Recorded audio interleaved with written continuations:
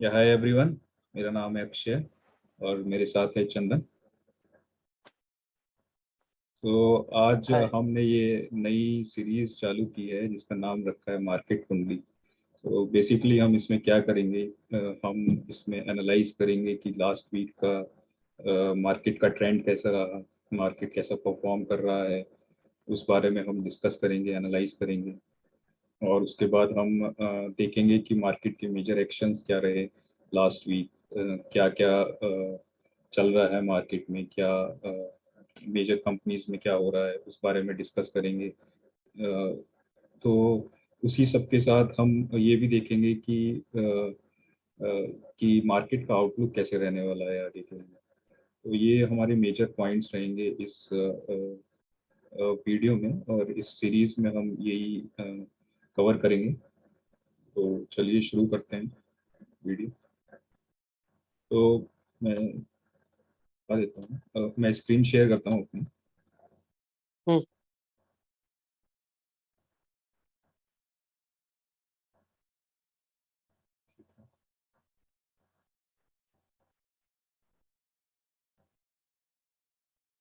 मैं मेरी स्क्रीन दिखी। हाँ, पीपीटी है, एजेंडा है। यस। तो ये हमारा एजेंडा रहेगा आज का। पहले हम देखेंगे कि मार्केट का ओवरव्यू कैसा रहा ओवरऑल। उसके बाद हम देखेंगे कि क्या क्या मेजर इवेंट्स हुए लास्ट वीक। तो उसके बाद हम डिस्कस करेंगे क्यू थ्री रिजल्ट्स अपडेट्स के बारे में, कि लास्ट वीक कौन से रिजल्ट्स आए हैं या फिर कमिंग फ्यूचर आने वाले हैं। उस बारे में डिस्कस करेंगे। किस स्टॉक्स के बारे में कुछ न्यूज़ आई है Q3 से रिलेटेड। और फिर हम चेक करेंगे कि मार्केट का ओवरऑल आउटलुक कैसा है आगे के लिए। तो उसके बारे में डिस्कस करेंगे। तो पहले देख लेते हैं मार्केट का ओवरव्यू कैसे रहा। तो उसमें सबसे पहले चेक कर लेते हैं कि निफ्टी का चार्ट कैसा रहा लास्ट वीक, कैसे परफॉर्म किया। फिर उसके बाद हम देखेंगे कि ट्रेड्स कैसे रहे इंस्टीट्यूशनल इन्वेस्टर्स के थ्रू। तो पहले चेक कर लेते हैं कि निफ्टी का ओवरऑल ट्रेंड कैसे रहा। तो अगर देखें हाँ। लास्ट वीक,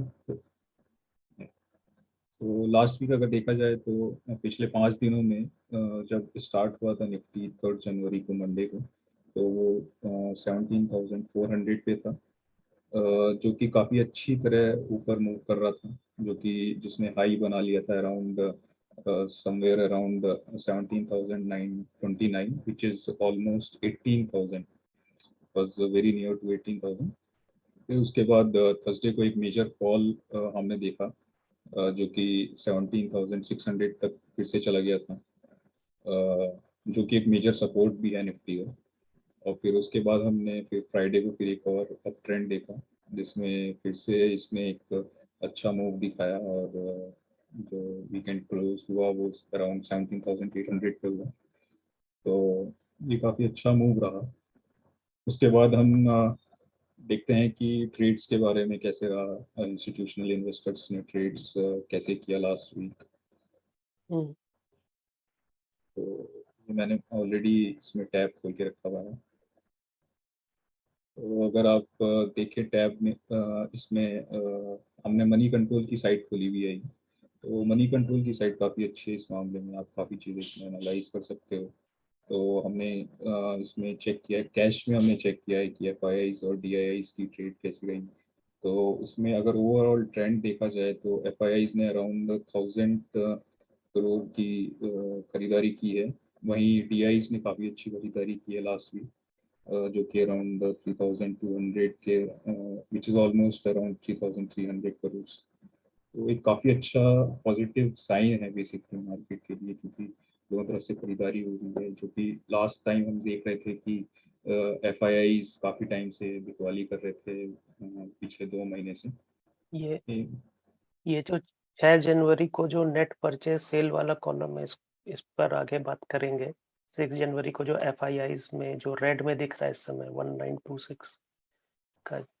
यस, ये जो FIIs की तरफ से बिकवाली हुई है, बहुत बड़ी बिकवाली हुई थी 6 जनवरी को। तो उसके बारे में डिस्कस करते हैं आगे।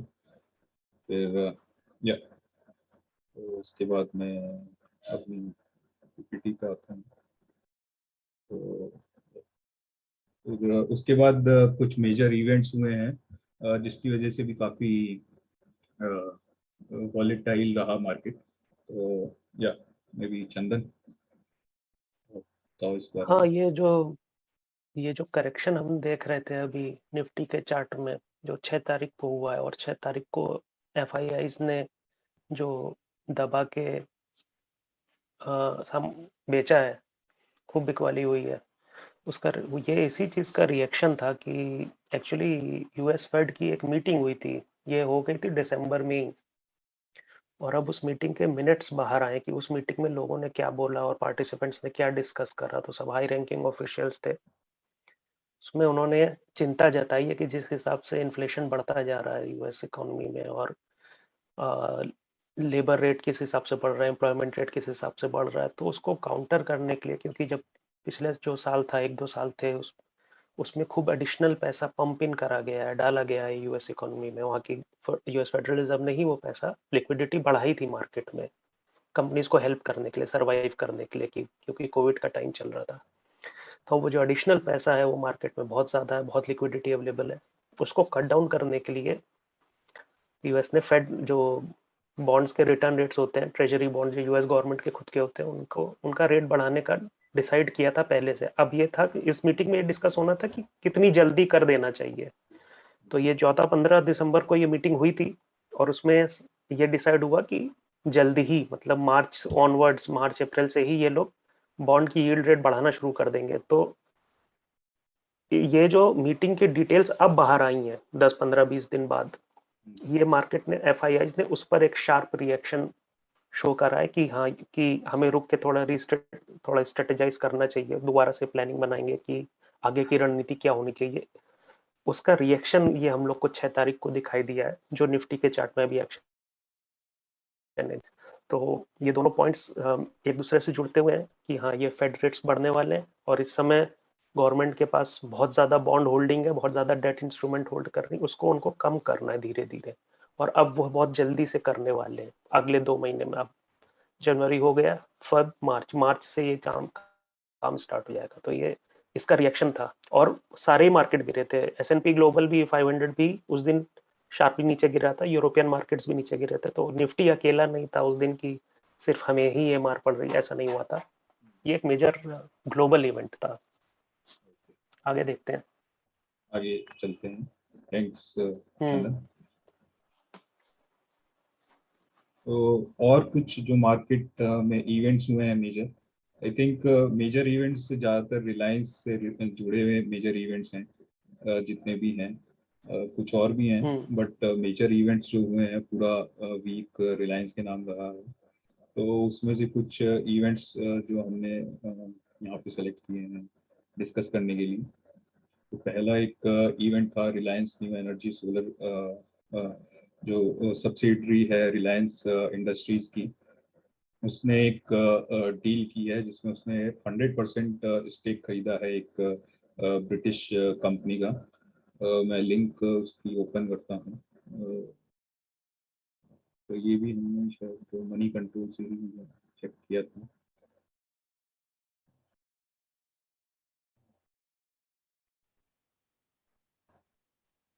हाँ, तो ये वो है पैराडोन लिमिटेड, ये कंपनी का नाम है। ये एक ब्रिटिश कंपनी है जिसमें कि रिलायंस न्यू एनर्जी ने 100% स्टेक खरीदा है। अभी जनवरी इसमें ये उसी के अंडर आता है जो मुकेश अंबानी का एम्बिशियस प्लान है कि अराउंड 75,000 करोड़ में इन्वेस्ट करने नेक्स्ट 3 इयर्स में क्लीन एनर्जी में। तो इसमें अभी तक देखा जाए तो ये डील हुई थी अराउंड 100 मिलियन पाउंड्स में। और इसमें अभी जनवरी तक अराउंड 88.92% इक्विटी शेयर जो है रिलायंस एक्वायर कर लेगी। बट जो नेक्स्ट अराउंड 11.08% इक्विटी शेयर्स हैं वो नेक्स्ट 3 इयर्स में एक्वायर करेंगे। तो ये एक मेजर डील हुई है रिलायंस की तरफ से जिसमें वो क्लीन एनर्जी को अपना आगे बढ़ाने के लिए। जो उनका एक प्लान है आगे क्लीन एनर्जी की तरफ ज़्यादा मूव करना है उन्हें, और ये एक अच्छा है। तो ये एक पॉइंट था। आगे दूसरा पॉइंट है Reliance raises 4 billion in US dollar bonds. तो चंदन, आप इसके बारे में ये बताना चाहेंगे? ये पॉइंट भी ये पॉइंट भी पहले वाले पॉइंट से कहीं ना कहीं जुड़ता हुआ है, क्योंकि जो पहला वाला पॉइंट है ये क्लीन एनर्जी वाला, ये स्ट्रेटेजिक इन्वेस्टमेंट है, यानी कि जैसे कि उसमें भी लिखा था कि 3 साल में ये काम करा जाएगा और धीरे धीरे रिलायंस अपने इस बिजनेस को ग्रो करना चाहता है। तो ये सब डील्स करने के लिए, इस तरीके के एक्विजिशन करने के लिए रिलायंस के पास इतना सारा पैसा, जो इन्होंने कैपिटल रेज करी, इतना सारा पैसा आ कहाँ से रहा है? तो अगर याद हो तो पिछले साल भी उन्होंने काफी ग्लोबल इन्वेस्टर से पैसा रेस किया था, लेकिन उन लोग ने डायरेक्टली किसी तरह जो रिलायंस के साथ डील करी थी, ये वैसा नहीं है। ये रिलायंस ने इस बार डेट इंस्ट्रूमेंट्स के थ्रू, यानी कि इक्विटी नहीं बेचा है, शेयर्स नहीं दिए हैं, यूएस मार्केट में जाके अपने डेट इंस्ट्रूमेंट्स के थ्रू, जो बॉन्ड्स होते हैं कंपनी के, उसके थ्रू ये $4 बिलियन यूज रेज किया है, जिसमें कि बढ़ चढ़ के ये 3 टाइम्स ओवर सब्सक्राइब हो गया था और बड़े बड़े बड़े ग्लोबल इन्वेस्टर्स ने इसमें बहुत इंटरेस्ट दिखाया। और ये अभी तक का किसी भी एशियन कंट्री के किसी कंपनी द्वारा किया गया सबसे बड़ा कैपिटल रेज है, अगर जापान को छोड़ दिया जाए तो, क्योंकि जापानीज कंपनीज करती रहती होंगी। और ये जो पैसा है ये और भी आगे के जो इन्वेस्टमेंट्स है, एक्विजिशंस है, इस तरीके के कामों में ये पैसा आगे भी यूज किया जाएगा और काफी पॉजिटिवली इसको लिया गया है। जिस तरीके से आप देखेंगे बड़े बड़े इन्वेस्टर्स का और बड़े बड़े फंड हाउसेस का नाम इसमें है, तो सभी ने बहुत कॉन्फिडेंस दिखाया है कि हाँ, रिलायंस का ये जो बॉन्ड रेटिंग है, बॉन्ड की रेटिंग भी बहुत अच्छी आई है, BBB+ इस तरीके की रेटिंग है। तो ये पहला पॉइंट। और दूसरा पॉइंट, ये हम चीजें होते होते देखते रहेंगे कि हाँ, अगर रिलायंस ने कैपिटल रेस करा है तो आगे भी ऐसी वो आएंगी, स्ट्रेटेजिक इन्वेस्टमेंट्स आते रहेंगे। आगे देखते हैं। आगे देखता हूँ। ठीक है, तो एक और उनकी तरफ से इन्वेस्टमेंट हुआ है, वो अभी एक टेंजो करके ऐप है। मे बी अभी रिसेंट भी आपने इसका बहुत नाम सुना होगा। कोरोना समय से बहुत पॉपुलर हुई है ये। मे बी मेट्रो सिटीज़ में बहुत पॉपुलर हुई है। जैसे इसमें इंस्टेंट डिलीवरी होती है ग्रॉसरी रिलेटेड से, मतलब रिटेल जो बिजनेस वाले हैं उनसे उन्हें कनेक्ट करती है। जो आपके आसपास के दुकानदार वगैरह रहते हैं, शॉपकीपर्स होंगे, उन्हें कनेक्ट करती है ये, और इंस्टेंट डिलीवरी होती है इसमें। तो इसमें अराउंड रिलायंस ने अराउंड 25% स्टेक खरीदा है, अराउंड $200 मिलियन का, जो कि रिलायंस की तरफ से एक और मेजर डील है रिटेल में। तो रिटेल में काफ़ी अच्छा ये अपने आप को मतलब स्प्रेड कर रहे हैं, जिससे कि मतलब कि जैसे हम देख रहे हैं, इन्होंने लास्ट ईयर भी इनके काफ़ी इन्होंने इंस्टीट्यूशंस एक्वायर किए थे। तो उसी का एक पार्ट है अपने आप को ग्रो करने के लिए। तो ये एक बड़ा मेजर अपडेट था। और एक ये फोर्थ पॉइंट है, अमेजॉन फाइन 200 करोड़। हाँ, तो मे ये बी इनको चंदन बताएंगे। फाइन एक्चुअली, कई लोग इस मतलब अब ये कहानी इतने समय से चल रही है, लोग इससे फेमिलियर हो चुके होंगे अब तक। इसमें रिलायंस भी कहीं ना कहीं इसमें भी इन्वॉल्व है कि ये फ्यूचर ग्रुप की जो डील हुई थी अमेजोन के साथ। तो ये जो चीज है, ये 200 करोड़ रुपीस का फाइन इनको लगा था, ये दिसंबर में ही हो गया था और अभी भी ये केस ये लोग परस्यू कर रहे हैं, दोनों ही पार्टीज, फ्यूचर ग्रुप भी और अमेजोन भी। ये लोग इसके अभी भी अथॉरिटीज में या कोर्ट्स में इसको केस को परस्यू कर रहे हैं अपने अपने साइड से कि क्या होना चाहिए, क्या नहीं होना चाहिए। तो ये जो चीज है ये ऑलरेडी दिसंबर में हो चुकी थी, लेकिन अभी भी कहानी खत्म नहीं हुई है। आगे भी हम देखेंगे कि इसके कुछ ना कुछ डेवलपमेंट इस स्टोरी में होता रहेगा फ्यूचर ग्रुप और अमेजोन के बीच में। ये सेटल नहीं हुआ है मामला। तो ये दो एक हद तक हाँ, कि किसी पॉइंट पर अमेजोन वाले ठीक बोल रहे हैं, किसी पॉइंट पे कोर्ट्स को लगता है कि फ्यूचर ग्रुप वाले ठीक बोल रहे हैं। तो अभी ये आगे और भी चलता रहेगा, तो ये चीज खत्म नहीं हुई है। एक पॉइंट पर आकर कोर्ट ने ये बोला है कि हाँ, 200 करोड़ रुपीज का इनको फाइन लगाया गया है। तो इस पर आगे भी ये जो फाइन लगाया गया है ये कंपटीशन कमीशन ऑफ इंडिया की ओर से लगाया गया है, लेकिन केस इसका अभी भी चल रहा है, तो इस पर आगे भी हम लोग कवर करते रहेंगे। तो सिर्फ एक देखते हैं आगे क्या डेवलपमेंट होता है इसमें।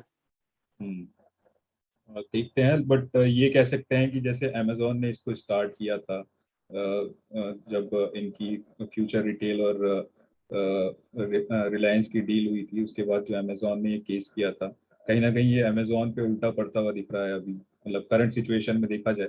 बट अभी देखते हैं इसमें आगे क्या होता है, जैसे चंदन बता रहा है। ठीक है, आगे देखते हैं कि और क्या मेजर इवेंट्स हुए हैं। तो मेरे ख्याल से कि रिजल्ट्स उसके आगे रिजल्ट्स हैं अपने। तो लास्ट वीक एक ही मेजर कंपनी का रिजल्ट आया है, डी मार्ट का। तो डी मार्ट का काफ़ी अच्छा रिजल्ट रहा है लास्ट वीक, काफ़ी अच्छी इन्होंने ग्रोथ दिखाई है। तो अराउंड 24% का इनका प्रॉफिट है कंपेयर टू लास्ट ईयर। तो दैट इज़ रियली ग्रेट। इनकी ग्रोथ काफ़ी अच्छी हुई है, इनके स्टोर्स काफ़ी बढ़ गए हैं पिछले एक साल में। अराउंड अभी 265 अराउंड इनके स्टोर्स हुए हैं ऑल ओवर इंडिया, जो कि काफ़ी अच्छी इनकी तरफ से डेवलपमेंट है। और अगर इसका ट्रेंड भी देखा जाए तो काफ़ी अच्छा ट्रेंड रहा है इसका लास्ट 1 ईयर में। तो एक बड़ी कंपनी है जिसे आपको एक अपने विश लिस्ट में रखना चाहिए और इसको देखते रहें कि ये कैसा मूव कर रहा है। काफ़ी अच्छी कंपनी है ग्रोथ के हिसाब से। फिर उसके बाद कुछ अपडेट्स आए हैं। अभी रिजल्ट्स तो इनका नहीं आया है, जैसे बजाज फाइनेंस और टाइटन का। तो इनके अभी कुछ अपडेट्स आए हैं Q3 से रिलेटेड। तो बजाज फाइनेंस की अपडेट आए हैं, इनकी जो लोन बुक है वो इंक्रीज हो गई है लास्ट ईयर से। तो अगर देखा जाए बजाज का, तो फिर से हम मनी कंट्रोल की साइड पे ही आ गए हैं। तो अगर इनकी लोन बुक देखी जाए जो लास्ट पहले 6 मिलियन थी सेम क्वार्टर में लास्ट ईयर, वो अभी बढ़कर 7.4 मिलियन हो गई है, जो इन्होंने नए लोन्स दिए हैं। तो एक काफ़ी अच्छा पॉजिटिव साइन है बजाज फाइनेंस की तरफ से। और ओवरऑल इनका देखा जाए तो जंप हुआ है, 26.3% जंप हुआ है इनका AUM में, जो कि ओवरऑल बहुत ही अच्छा पॉजिटिव साइन है कंपनी के हिसाब से। जो ग्रोथ कंपनी दिखा रही है वो काफ़ी अच्छी है। तो वैसे तो जो भी इन्वेस्टर्स हैं, चाहे उन्होंने ये स्टॉक खरीदा हो या ना खरीदा हो, बट मेरे ख्याल से ये लिस्ट में हर एक ही रहता है चेक करने के लिए। चंदन, आपने लिया है ये स्टॉक? मैं तो इंटरेस्टेड हूँ इसमें। ये एक ग्रोथ स्टॉक है, जैसे डी मार्ट है, डी मार्ट को भी एक ग्रोथ स्टॉक ही बोला जाता है। ये आगे बढ़ने वाली कंपनीज है। पिछले 1-2 साल में कोविड होने के बावजूद, लॉकडाउन होने के बाद भी इन कंपनीज ने इस तरीके की ग्रोथ दिखाई है।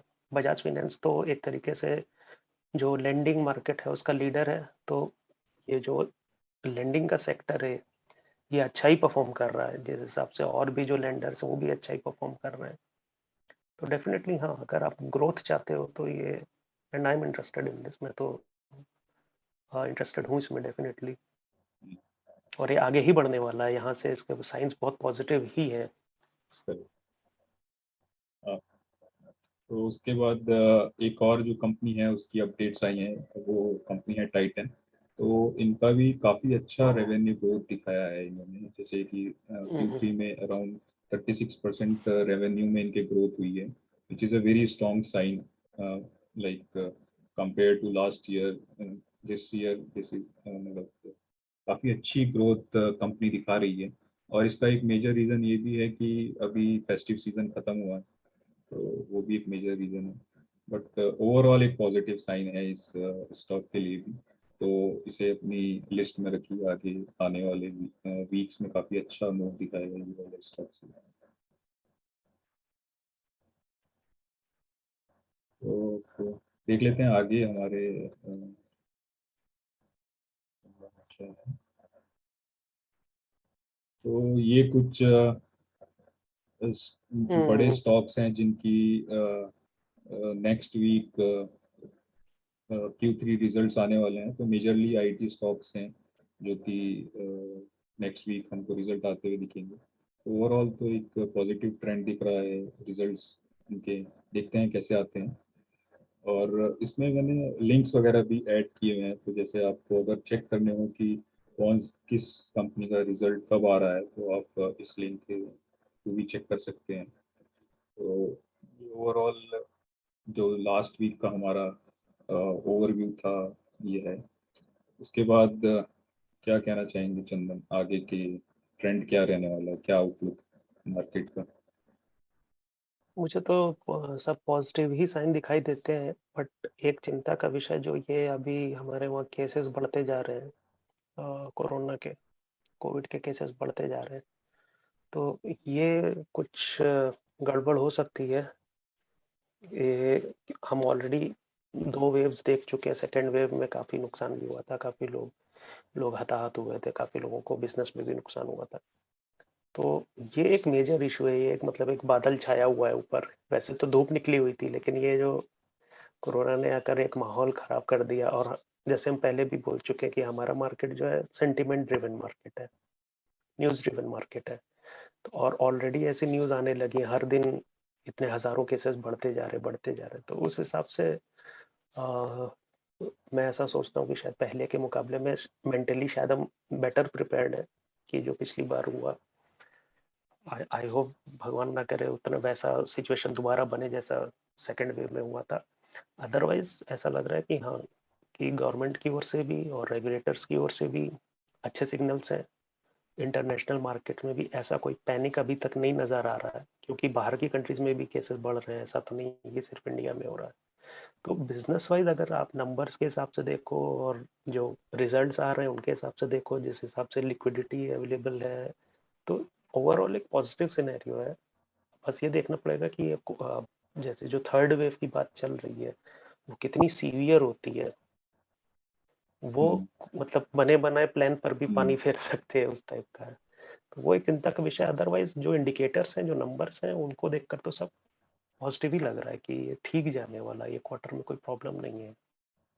लेट बट अस मैंने सी एक कि चीज कोविड का इसमें क्या देखी थी, सिचुएशन होता है। जैसे ये ओमिक्रॉन का बता रहे हैं वेरिएंट, ये कंटेजियस तो बहुत बता रहे हैं कि जैसे बहुत कंटेजियस है, और मे बी अराउंड हाँ। 10 टाइम्स और सम 70 टाइम्स ज़्यादा कंटेजियस है आई थिंक। मुझे एक्यूरेटली पता नहीं, बट इसमें ये बता रहे हैं कि जैसे इसका, जैसे कि डेल्टा वेरिएंट के केस में हॉस्पिटलाइजेशन था या फिर जो ऑक्सीजन वगैरह की जो कमी हो जा रही थी लोगों में, तो वैसे इसमें सिम्टम्स नहीं दिख रहे हैं मुझे, कि इतना ज़्यादा सीवियर हाँ। नहीं बता रहे हैं। और दूसरा जो हॉस्पिटलाइजेशन रेट बता रहे हैं इसमें केवल 10 to 15% है, जो कि एक पॉजिटिव साइन है, मतलब कि ज़्यादातर घर पर ही लोग शायद सही हो जा रहे हैं।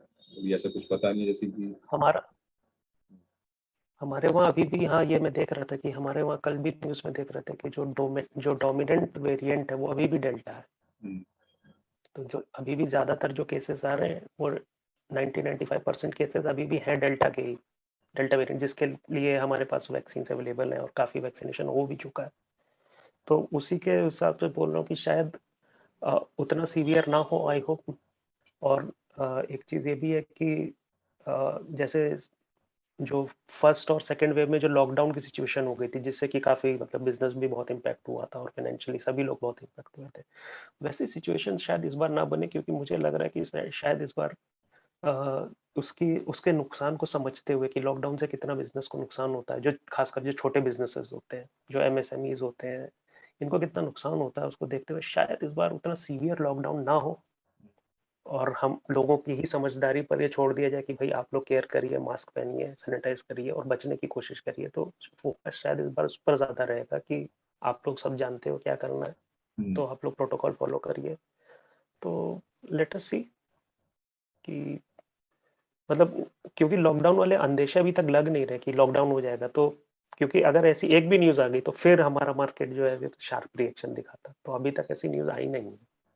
हाँ, मतलब कि अगर लास्ट वीक का अगर हम ट्रेंड भी देखें, और जैसे एफआईआईज या डीआईज वगैरह की हम खरीदारी भी देखें जो कि हमने अभी देखी थी, उससे यही पता चलता है कि शायद कोविड का इतना बड़ा इम्पैक्ट अब दिख नहीं रहा है, जो कि मतलब अभी आपको तक तो नहीं दिखा है, हाँ। नवंबर और दिसंबर में जो एक अनसर्टेनिटी बन गई थी, वो वैसी अनसर्टेनिटी शायद अब नहीं है यार, एक पॉजिटिव ट्रेंड फिर से दिख रहा है कि मार्केट का ट्रेंड बुलिश दिख रहा है फिर से।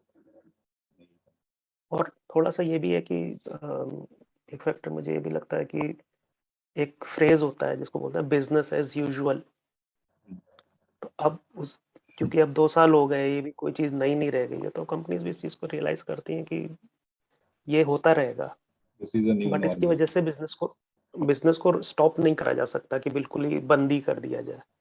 ये चीज़ें हम फर्स्ट और सेकंड लॉकडाउन्स में देख चुके हैं कि कंपनीज़ रियलाइज़ कर रही हैं कि इसकी वजह से आप हर सारा काम रोक नहीं सकते। तो कुछ ना कुछ चलता रहेगा, कुछ ना कुछ एक्टिविटी होती ही रहेगी और साइड में ये भी चलता रहेगा।